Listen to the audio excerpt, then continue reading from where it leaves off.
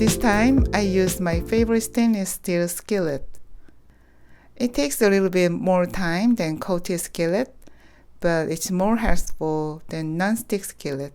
The coated pan has relatively short lifespan, but stainless steel pan lasts almost forever. My pan is actually 15 years old, but it still looks good.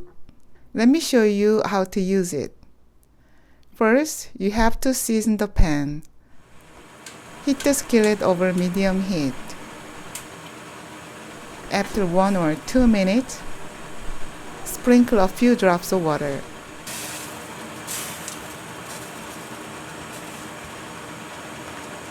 When the water drops are rolling like this, turn off the heat.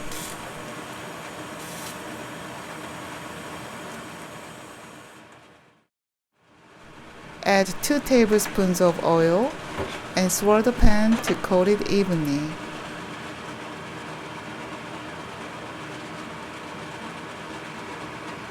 Now, put the pan again over medium heat.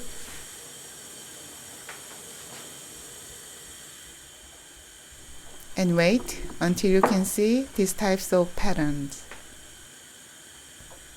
It means the skillet surface is well coated with oil, so it became non-stick now.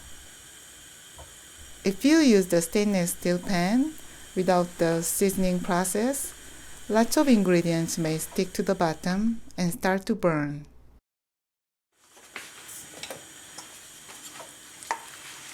Now the pan is ready. Put all the chicken mixture to the pan.